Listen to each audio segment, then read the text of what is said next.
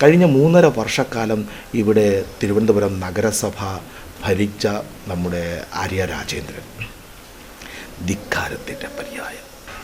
ഈ പൊതുതരത്തിൽ പൊങ്കാല നടക്കാത്ത ഈ സാഹചര്യത്തിൽ ഇത്തരത്തിൽ ഒരു അജണ്ട എങ്ങനെ വന്നു എന്നത് BJP എന്നുള്ള നിലയിൽ, പ്രതിപക്ഷ കക്ഷി എന്നുള്ള നിലയിൽ, പൊതുസമൂഹത്തോടുള്ള നമ്മുടെ കടപ്പാടാണ്. നമ്മളെ ജയിപ്പിച്ച് വിട്ടവരാണ്, നമ്മൾ ചോദിക്കണം, നമ്മൾ ചോദിച്ചു.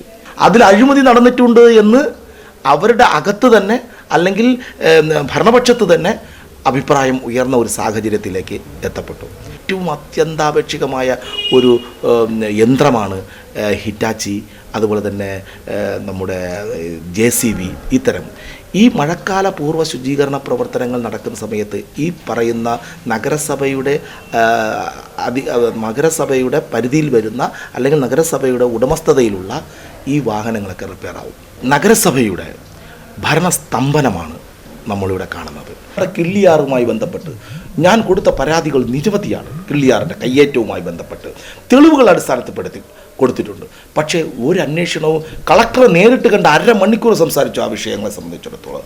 ഒരു കാരണം എന്തെങ്കിലും ഒരു വിഷയം ഉണ്ടാകുന്ന സമയത്ത് നടപടിയെടുക്കേണ്ട സമയത്ത് മുകളിൽ നിന്നുള്ള ഈ പറയുന്ന ഭരിക്കുന്ന ഭരണകക്ഷികളുടെ ഭാഗത്തു നിന്നുള്ള സമ്മർദ്ദം ഉദ്യോഗസ്ഥർക്ക് അവർക്ക് നീതിപൂർവമായി പ്രവൃത്തി ചെയ്യാൻ, അവരുടെ ജോലി ചെയ്യാൻ പറ്റാത്ത ഒരവസ്ഥ.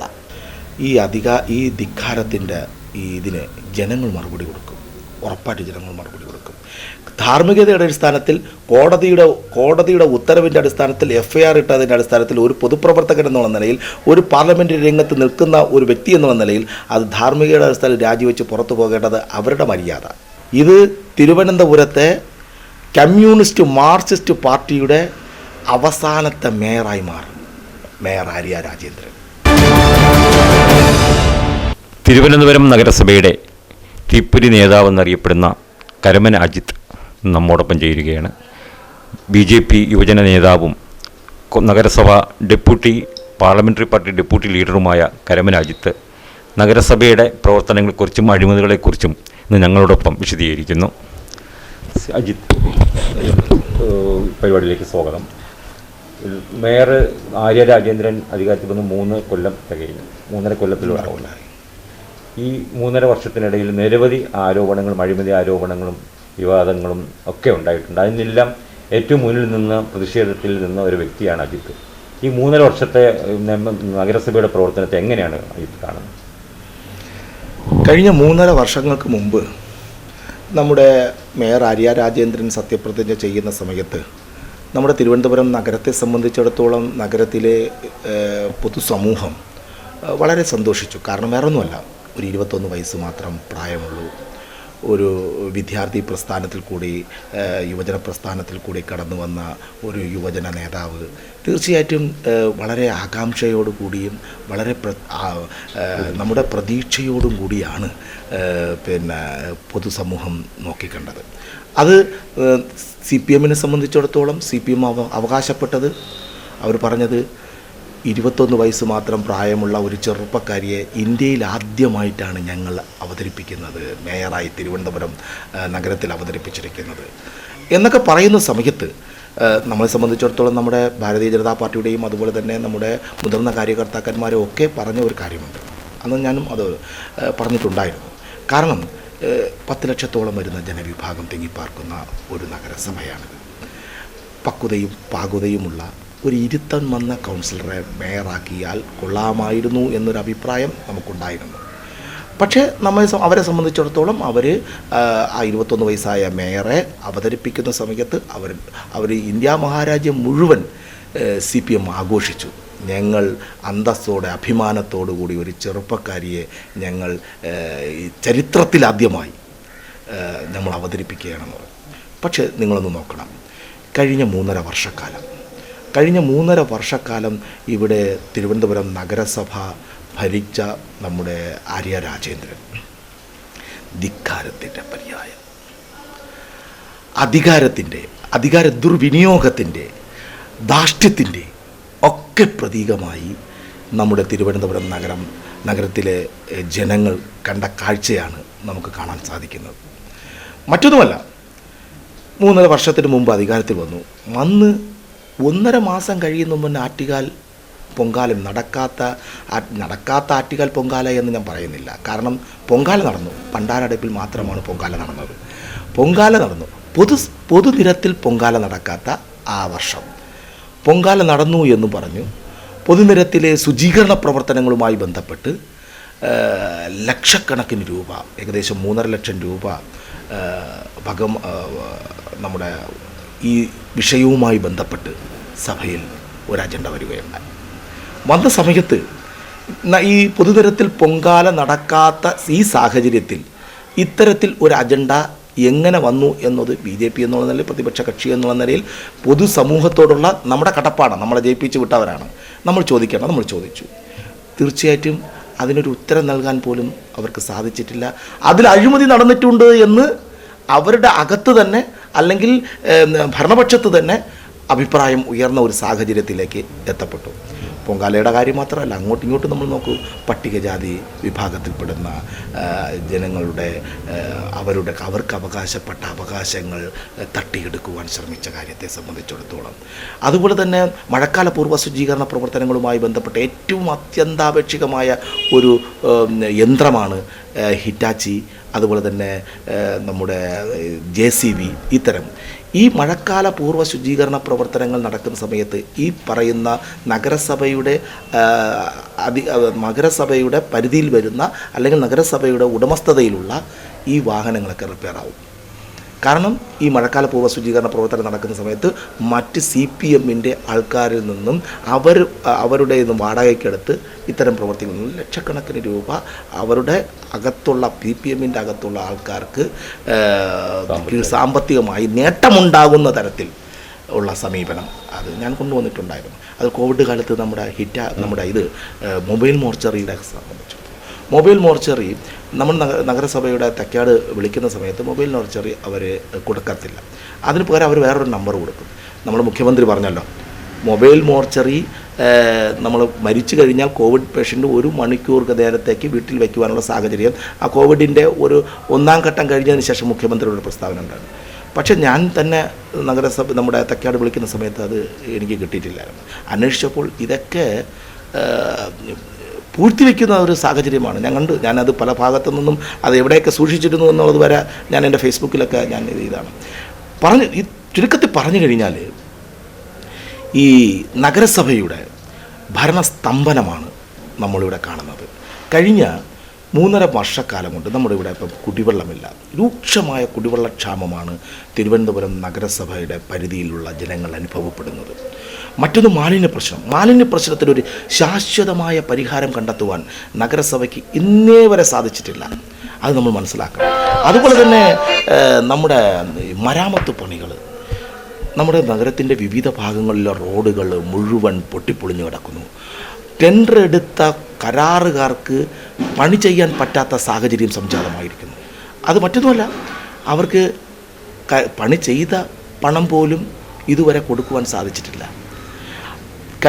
കഴിഞ്ഞ സാമ്പത്തിക വർഷത്തെ അനുവദിക്കപ്പെട്ട പണം പോലും കരാറുകാർക്ക് കൊടുക്കാത്തതിൻ്റെ അടിസ്ഥാനത്തിൽ വർക്കെടുത്ത കോൺട്രാക്ടർമാർക്ക് വർക്ക് ചെയ്യാൻ പറ്റാത്ത സാഹചര്യം. ഇത് മാത്രമല്ല, നമ്മുടെ ഈ രാത്രി കാലങ്ങളിൽ നിങ്ങളിപ്പോൾ നോക്കൂ, തിരുവനന്തപുരം നഗരത്തിൻ്റെ വിവിധ ഭാഗങ്ങളിലുള്ള തെരുവ് വിളക്കുകൾ മുഴുവൻ അണഞ്ഞു കിടക്കുകയാണ്. തെരുവ് വിളക്കുകൾ ഒരു വാർഡിൽ കുറഞ്ഞത് 200-250 തെരുവ് വിളക്കുകളാണ് അണഞ്ഞു കിടക്കുന്നത്. കാരണം അത് കത്തിക്കുവാനുള്ള ഒരു സാഹചര്യമില്ല. നമ്മുടെ തെരുവിളക്ക് മാത്രമല്ല, ഈ സമസ്ത മേഖലകളിലും നമ്മുടെ ഒരു ഭരണസ്തംഭനമാണ് തിരുവനന്തപുരം നഗരസഭയുടെ പരിധിയിൽ നടന്നുകൊണ്ടിരിക്കുന്നത്. ഇതിനെതിരെ ഭാരതീയ ജനതാ പാർട്ടി പല പ്രാവശ്യം സഭയ്ക്കകത്ത് ഓരോ ചോദ്യങ്ങൾ ചോദിക്കുന്ന ഒരു മുടന്തൻ ന്യായങ്ങൾ പറഞ്ഞുകൊണ്ട് ഒരു ധിക്കാരത്തിൻ്റെയും അധികാരത്തിൻ്റെയും ഒരൊക്കെ സ്വരത്തിൽ കൂടി നമ്മൾ ചോദിക്കുന്ന ചോദ്യങ്ങൾക്ക് അല്ലെങ്കിൽ പ്രതിപക്ഷ ബഹുമാനമില്ലാത്ത പെരുമാറ്റങ്ങൾ, ഇത് ഇന്നും നിലയും തുടങ്ങിയതല്ല.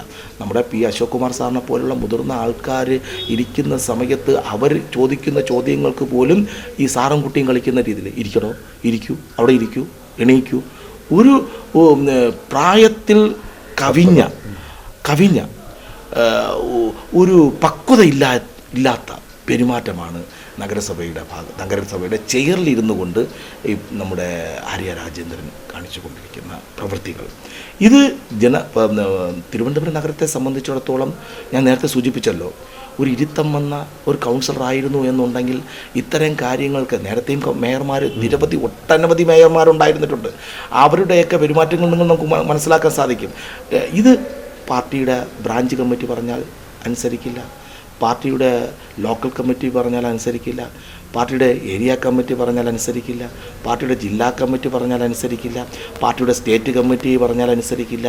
ഈ പാർട്ടിക്ക് അതീതമായി ഈ ഞാനാണ് വലിയവൻ, എന്നിൽ കവിഞ്ഞ് മറ്റൊരാളില്ല എന്ന് നമ്മളെ മഹാബലിയുടെ ചരിത്രം നോക്കുന്ന സമയത്ത് നമുക്ക് കാണാൻ സാധിക്കുന്നതാണ്. ഞാനാണ് വലിയവൻ, എന്നിൽ കവിഞ്ഞ് ഒരാളില്ല എന്നുള്ളൊരു മനോഭാവം, ആ ഒരു അഹങ്കാരത്തിൻ്റെയും ധിക്കാരത്തിൻ്റെയും സമീപനമാണ് നമ്മുടെ ആര്യ രാജേന്ദ്രൻ്റെ ഭാഗത്തു നിന്ന് ഉണ്ടാകുന്നത്. അത് നഗരജനത നിരവധി പ്രാവശ്യം അനുഭവിച്ചു കൊണ്ടിരിക്കുന്നത്. അഴിമതിയുടെ കാര്യത്തിലായിരുന്നാലും ഭരണത്തിൻ്റെ കാര്യത്തിലായാലും സഭയിൽ പ്രതിപക്ഷ അംഗങ്ങളോട് കാണിക്കുന്ന സമീപനത്തിൻ്റെ കാര്യത്തിലായാലും ഏത് സമസ്ത മേഖലകളിലും നമുക്ക് പരിശോധിച്ച് നോക്കിയാൽ നമുക്ക് കാണാൻ സാധിക്കും. ഈ അഴിമതിയുടെ കാര്യം പറയുമ്പോൾ നഗരസഭയെ ഏറ്റവും കൂടുതൽ വിവാദം ഉണ്ടാക്കിയും തിരുവനന്തപുരം നഗരം തന്നെ സ്തംഭിക്കുകയും ചെയ്ത ഒന്നായിരുന്നു നഗരസഭയുടെ ചില നിയമനങ്ങളിലുണ്ടായ പ്രശ്നങ്ങൾ. ആ നിയമന വിവാദം ക്രൈംബ്രാഞ്ചിന് വിട്ടുമ്പോൾ 1.5 വർഷത്തോളം ആവുന്നു. പക്ഷേ അത് പ്രതിപക്ഷം വേണ്ട രീതിയിൽ പിന്നീട് അത് ഏറ്റെടുത്തിട്ടുണ്ടോ എന്നുള്ള കാര്യത്തിൽ സംശയമുണ്ട് ജനങ്ങൾക്ക്. ഇന്നിപ്പോൾ അതിൻ്റെ അവസ്ഥ എന്താണ്? അതിനെ സംബന്ധിച്ചിടത്തോളം അതിൻ്റെ രേഖകൾ പരിശോധിക്കണം. ഇപ്പോൾ ട്രാൻസ്പോർട്ട് യദുവിൻ്റെ വിഷയവുമായി ബന്ധപ്പെട്ടുള്ള അതേ സമാനമായ കാര്യമാണ്. അതിൻ്റെ പ്രധാനപ്പെട്ട രേഖ ഈ പ്രതികളെന്ന് പറയപ്പെടുന്ന ആൾക്കാർ അത് മുക്കി. കാരണം അവിടുത്തെ കമ്പ്യൂട്ടറിലെ ഹാർഡ് ഡിസ്ക് രാഖി രാമായണം എടുത്തുകൊണ്ട് പോയ സാഹചര്യം ഒക്കെ ഇവർക്കറിയാം. പക്ഷെ പോലീസിന് അത് അന്വേഷിച്ച് കണ്ടെത്തണമെങ്കിൽ ആ ഹാർഡ് ഡിസ്ക് അടിയന്തരമായി കിട്ടണം.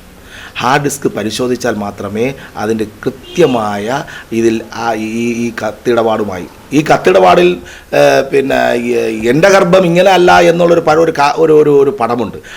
അത് പറയും പോലെയാണ്. എൻ്റെ കത്തല്ല, ഞാൻ എഴുതിയതല്ല, അത് ആരോ എഴുതിയതാണ് എന്നൊക്കെ പറയുമ്പോൾ നമുക്കൊന്ന് മനസ്സിലാക്കാൻ സാധിക്കുന്നത് കുറ്റക്കാർ ഇതിലെ പ്രതികൾ തന്നെയാണ് അതിൻ്റെ അന്വേഷണത്തെയും തടസ്സപ്പെടുത്തിയിരിക്കുന്നത്. കാരണം അധികാര ദുർവിനിയോഗം, അധികാരം ഉപയോഗിച്ചുകൊണ്ട് നമ്മുടെ ഈ അന്വേഷണത്തെ തടസ്സപ്പെടുത്തിയിരിക്കുന്നു എന്നുള്ള കാര്യത്തിൽ ഇവിടുത്തെ എല്ലാവർക്കും അറിയാവുന്നതാണ്. ഈ കത്തെഴുതിയത് ആര്യ രാജേന്ദ്രൻ തന്നെയാണ്. അത് ആര്യ രാജേന്ദ്രനും അറിയാം, നമുക്കും അറിയാം, ഇവിടെ പൊതുസമൂഹത്തിനും അറിയാം. പക്ഷെ പോലീസിനെ സംബന്ധിച്ചിടത്തോളം അവർ പറയുന്നിടത്ത് ഇരിക്കാൻ പറഞ്ഞാൽ ഇരിക്കും, നിൽക്കാൻ പറഞ്ഞാൽ നിൽക്കും, ഇങ്ങനെ റിപ്പോർട്ട് എഴുതാൻ പറഞ്ഞാൽ ഇങ്ങനെയൊക്കെ അവരുടെ അധികാരം സംസ്ഥാനം ഭരിക്കുന്ന ഒരു ഗവൺമെൻറ്, ആ ഗവൺമെൻറ്റൊക്കെ അവരുടെ കയ്യിലുണ്ട്. അതിൻ്റെ അടിസ്ഥാനത്തിൽ അവർ നടപ്പിലാക്കുന്ന ഈ അന്വേഷണത്തെ തടസ്സപ്പെടുത്തി എന്നുള്ള കാര്യത്തിൽ പച്ചയായ സത്യമാണ്. അതിൽ ഒരു കാരണവശാലും ആർക്കും ഒഴിഞ്ഞു മാറാൻ പറ്റത്തില്ല. തീർച്ചയായിട്ടും പോലീസിനും അതിൽ വീഴ്ച വെച്ചിട്ടുണ്ട്. ഇപ്പോൾ തന്നെ നമ്മുടെ KSRTC വിഷയവുമായി ബന്ധപ്പെട്ട് പ്രതികളെന്ന് പറയപ്പെടുന്ന ആര്യ രാജേന്ദ്രനും അതുപോലെ തന്നെ MLA-യും അതുപോലെ ആര്യ രാജേന്ദ്രനും മാത്രമാണ് ആ മെമ്മറി കാർഡ് എടുത്താൽ കിട്ടുന്ന ഗുണം. അതിൽ മറ്റാർക്കുമല്ല. ഇപ്പോൾ വാദിയെ പ്രതിയാക്കുന്ന ഒരു സമീപനമാണ്. ഇപ്പോൾ ഡ്രൈവറിനെ നിരവധി പ്രാവശ്യം പോലീസ് സ്റ്റേഷനിൽ വിളിച്ചിരിക്കുന്നു. ഇന്നലെ അറസ്റ്റ് ചെയ്ത് നേരെ കമ്മീഷണർ ഓഫീസിൽ കൊണ്ടുപോയിരിക്കുന്നു.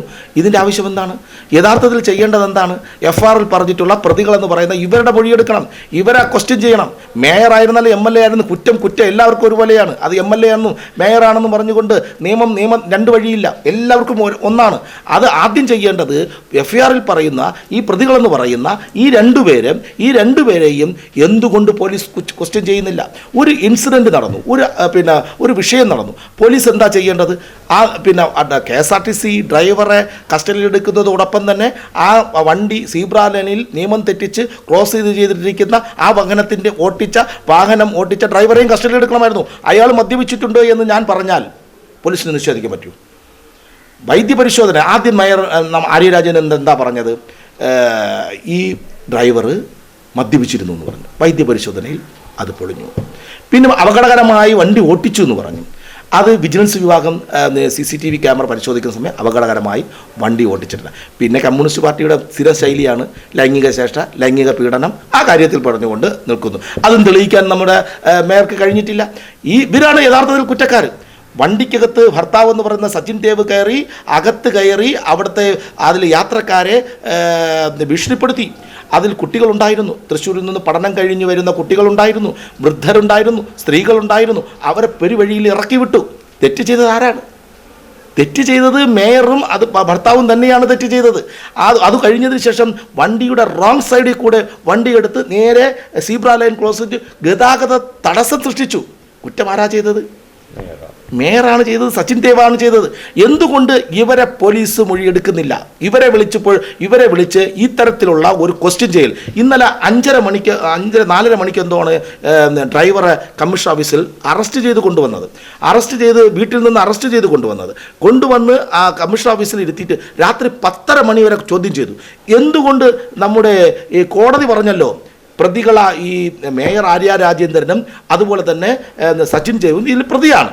ആ പ്രതികളായ ആൾക്കാരെ ക്വസ്റ്റ്യൻ ചെയ്യാൻ ഇവിടുത്തെ കമ്മീഷന് സാധിച്ചില്ല, ഇവിടുത്തെ പോലീസിന് സാധിച്ചിട്ടില്ല.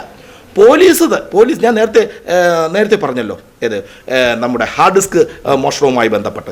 അതുപോലെ ഈ സാധനം മോഷ്ടിച്ചതിൽ കൂടുതൽ ഗുണം ചെയ്യുന്നത് ഇവർ തന്നെയാണ്, ഈ പ്രതികൾക്ക് തന്നെയാണ് അത് തന്നെയാണ് കോടതിയും പറഞ്ഞത്, FIRലും പറഞ്ഞിട്ടുള്ളത്. FIRലും വ്യക്തമായിട്ട് അത് തന്നെയാണ് പറഞ്ഞത്. അതിൻ്റെ ഗുണഭോക്താക്കൾ എന്നുള്ള നിലയിൽ ഇവർ തന്നെ മോഷ്ടിച്ചു എന്ന് BJP അർദ്ധശങ്കക്കിടയിലായി പറയാൻ ആഗ്രഹിക്കുന്നു. കാരണം ഇതിൻ്റെ ഗുണം അവരാണ്. എന്തുകൊണ്ട് പോലീസ് ഇവരെ ക്വസ്റ്റ്യൻ ചെയ്യുന്നില്ല? ഇവരെ ക്വസ്റ്റ്യൻ ചെയ്താൽ യഥാർത്ഥത്തിൽ പോലീസിൻ്റെ ഭാഷയിൽ ക്വസ്റ്റ്യൻ ചെയ്താൽ ഇത് കൃത്യമായി ഇതിൻ്റെ സത്യാവസ്ഥ പുറത്തു കൊണ്ടുവരും. ഈ കുറ്റക്കാരാരായിരുന്നാലും ഇപ്പോൾ യദു കുറ്റം ചെയ്തിട്ടുണ്ടെങ്കിൽ ആ യദു കുറ്റം ചെയ്തത് തന്നെയാണ്. യദുവിനെ നമ്മൾ സംരക്ഷിക്കാനൊന്നും നമ്മൾ BJPക്ക് ബാധ്യതയൊന്നുമില്ല. പക്ഷേ യദുവിനെ സംബന്ധിച്ചിടത്തോളം യദുവിനെ മാത്രം വേട്ടയാടുന്ന, ആ ഡ്രൈവറുടെ മാത്രം വേട്ടയാടുന്ന ആ സമീപനം പോലീസ് എല്ലാവരെയും അന്വേഷണ പരിധിയിൽ കൊണ്ടുവരണം. വാദിയുടെയും ഒരു സൈഡിൽ വാദിയായിട്ടുണ്ട്, ഒരു സൈഡിൽ പ്രതിയായിട്ടുണ്ട്, ഒരു സൈഡിൽ വാദിയായിട്ടുണ്ട്. ഈ തീർച്ചയായിട്ടും ഈ ഇതിൽപ്പെടുന്ന എല്ലാവരെയും ക്വസ്റ്റ്യൻ ചെയ്താൽ തീർച്ചയായിട്ടും ഇതിൻ്റെ ഈ മെമ്മറി കാർഡ് എടുത്ത ആരാണ് എന്ന് കൃത്യമായി നമുക്ക് മനസ്സിലാക്കാൻ സാധിക്കും. ഇവിടെ അധികാര ദുർവിനിയോഗം നടത്തുകയാണ്. അധികാരം ഉപയോഗിച്ചുകൊണ്ട് പ്രതിയോഗികളെ അടിച്ചമർത്തുന്ന ഫാസിസ്റ്റ് നയമാണ് ഈ മേയറും കൂട്ടരും കാണിക്കുന്നത് എന്ന് BJP പറയുവാൻ ആഗ്രഹിക്കുകയാണ്. അജിത്ത് BJPയുടെ ജില്ലാ വൈസ് പ്രസിഡന്റാണ്, നഗരസഭയുടെ ഡെപ്യൂട്ടി ലീഡറാണ്. മേയറുടെ വാർത്താ സമ്മേളനങ്ങളിൽ മേയർ പറയുന്നത് ഞാൻ ഏറ്റവും കൂടുതൽ വികസന ഫണ്ട് കൊടുക്കുന്നത് മുഴുവൻ BJP കൗൺസിൽ അംഗങ്ങൾക്കാണെന്ന്.